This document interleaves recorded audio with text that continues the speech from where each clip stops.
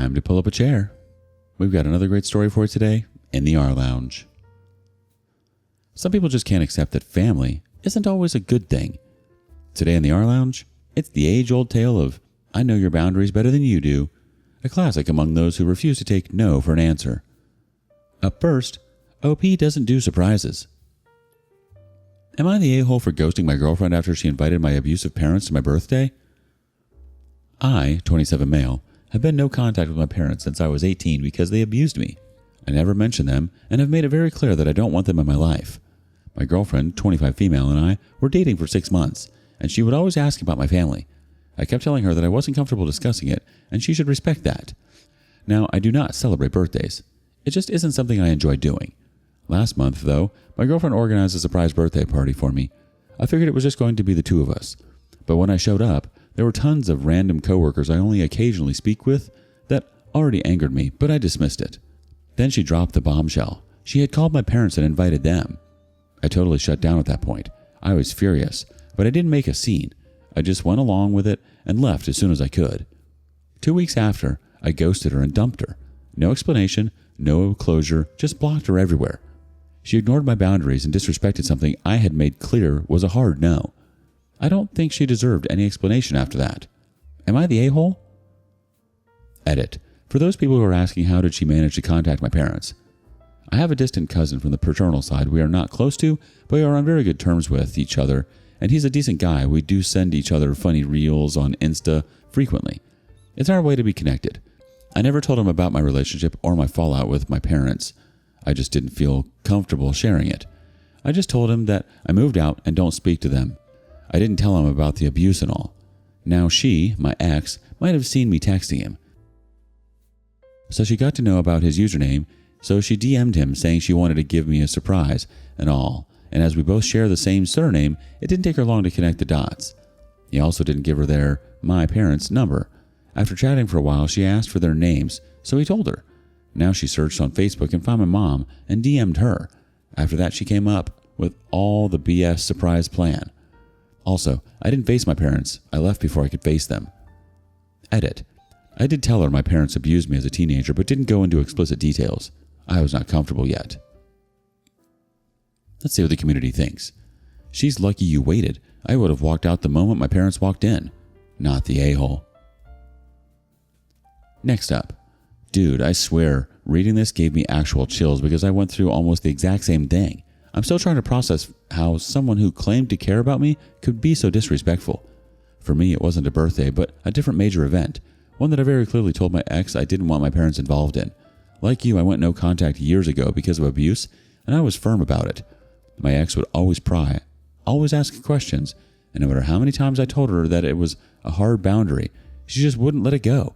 She had this whole family is everything mentality, and I could tell she just didn't get it. Fast forward, she takes it upon herself to track them down. I have one cousin I still talk to, and like in your case, we aren't super close, but we stay in touch. I guess she saw me texting him, figuring out his socials, and started messaging him, asking for details. He didn't think much of it, gave her my parents' names, and from there, she found them.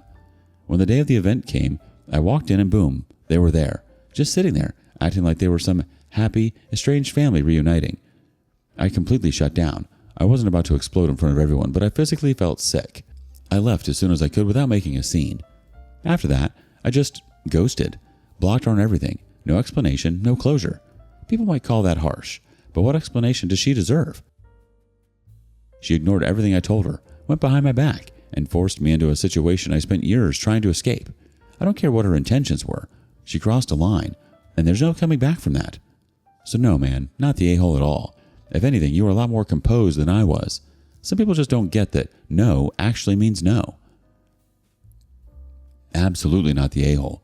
You made it very clear that your parents were not a part of your life for serious reasons, and she still took it upon herself to track them down and ambush you with them at a party you didn't even want in the first place. She ignored your boundaries, went behind your back, and put you in an incredibly painful situation. You don't owe her an explanation, closure, or anything. Cutting her off was completely justified. What do you think? Up next, apparently cleaning up after people isn't just limited to dishes and laundry. Am I the a-hole for not going home during our semester break and letting my family deal with the mess they made? So, for some context, I'm in my second year of college and transferred to a school 2 to 3 hours away from home, so I stay in a boarding house. After my mom passed away a year ago, I took over a lot of household responsibilities, cooking, cleaning, grocery shopping, because, well, someone had to. My older sister is a nursing student with a crazy schedule. My younger sister isn't very independent, and my cousin, who moved in at my dad's request, helps with cooking, but that's about it. At the start of the semester, before I left for school, I made sure the house was spotless. The laundry was done, the fridge was stocked with fruits, veggies, and meal prepped food, and everything was in order. I figured they'd at least try to maintain it. But no. The first weekend I came back, the house was a disaster. Shoes scattered everywhere, dishes piling up, trash overflowing, unfinished takeout rotting in the fridge, and my meal prepped food completely ignored. I was frustrated but cleaned it up anyway, thinking they were still adjusting. I reminded them nicely to at least clean up after themselves, not because I was a clean freak, but because I want them to live in a clean and healthy environment, and it was one of my regrets when my mom died from health complications, and I deeply blamed myself. The next weekend, same mess. And the weekend after that. At that point, I was done. Home was supposed to be a place where I could rest, not somewhere I had to play housekeeper after a long week. So I just stopped going home. I made excuses. School projects, group hangouts, whatever it took. Then semester break came. It was also a big religious holiday where we honor the dead, and family could be coming over. Normally, I'd be the one running around, making sure everything was clean and prepared. But this time, I told them I had papers to finish and wouldn't be coming home on time. In reality, I knew that if I wasn't there, they would have to clean the house themselves. And sure enough, while I was away, I checked on our group chat and saw them absolutely panicking. They didn't know where things went, struggled to buy all the food they needed, complained about not having a space to prepare food because the table was too cluttered, and even ran out of clean plates. Honestly, I felt satisfied knowing they were struggling. I came home the day after the holiday to spend time with them and visit my mom's grave. As expected, they hit me with, "Oh, wow, how convenient that you couldn't come home earlier." But the house? It was cleaner than usual. Not perfect, but better. I know they'll probably slip back into old habits, but at least now they've felt what it's like to handle things without me. Maybe next time they'll think twice before taking all of it for granted. So, am I the a-hole for ditching them and making them clean up their own mess? Let's see if the community thinks so or not. You would be the a-hole if you kept cleaning up after them. They're grown-ups, and in the end, it's clear that they can act like grown-ups, not the a-hole. Next person says, "OP, you are just enabling poor behavior. You've stopped the enabling. The poor behavior is modifying itself before your eyes. They're adults, they can take care of themselves. And if you give them no alternative but to take care of themselves, guess what? In this case, they do. But even if they didn't take care of themselves, again, they're adults. If they want to live in a pile of their own filth, that's their own business." Update post. My father cheated on my mom for years, then expected us to accept his apology. Growing up, I looked up to my dad. He worked abroad to support us while my mom took care of everything at home. But as I got older, I started seeing things differently. I often saw my mom crying, and eventually I found out why. He was cheating. Honestly, I would have understood if he and my mom had some kind of agreement, like if he had relationships while working abroad but still supported and came back to us. But they didn't. Instead, my mom was left alone, raising us while he lied and betrayed her.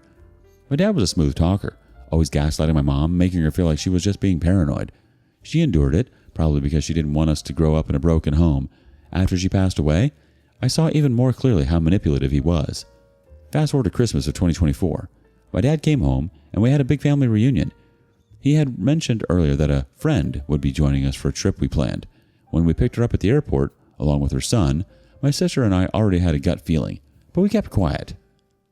During the trip, we overheard them calling each other baby in front of our relatives. It was awkward and painful, but we didn't want to ruin the trip, so we stayed silent. We wanted to talk to him, but we couldn't find the right time and place, and he eventually had to return abroad. After he left, things between us felt weird. We started avoiding him, and the family group chat became dry. He must have noticed because he called for a family meeting over video chat. My father tried to start the conversation, but my younger sister went straight to the point. "Is she your girlfriend? How long has this been going on?" We already know what this was about, so yeah. At first he tried to dodge the question, saying that he didn't have an official label, but eventually he admitted it. "Yes, if you put it that way, she is my girlfriend." That's when my sister brought up other names from the past, women he had cheated with even when our mom was still alive. He tried to justify it, saying he was lonely and that this woman, Lana, helped him. He played the victim, saying he felt indebted to her. Then he said, "I'm sorry, to the three of you." My little sister immediately called him out. Just the three of us? Realizing his mistake, he quickly corrected himself. I mean, the four of you. It was clear he never even thought about how this affected our mom. We kept pushing him, and eventually, we got him to admit that he had cheated. But then he turned it around and acted like we were the ones being unfair. Yes, fine, I'm a cheater. Is that what you want me to say? He even tried to guilt trip us by saying, I should just come home if that's what it takes to have your forgiveness. We shut that down immediately. We told him we didn't want him to quit his job. Our education depends on it. We just wanted to express how hurt and disappointed we were. But he kept insisting that he should come home, as if that would magically fix things. My older sister de-escalated the situation, telling him we should all take a break and cool down. Later we talked amongst ourselves and decided to just apologize and let it go for now. We know how he is. He won't back down, and we need to focus on finishing school. Things are normal now, but they're not the same. We're moving forward in our own ways, but the damage is done. You're absolutely not the a-hole. You weren't asking them to do anything unreasonable, just to clean up after themselves and respect the home you all share. Instead, they took you for granted and assumed you'd always be there to pick up the slack. At the end of the day, you don't owe him the forgiveness he's demanding, especially when he still refuses to fully acknowledge the impact of his actions. Do you agree? Thank you for joining us today in the rLounge. Be sure to like and subscribe and hit that notification bell so you don't miss out on our next video. Until next time, and please put your chair back where you found it.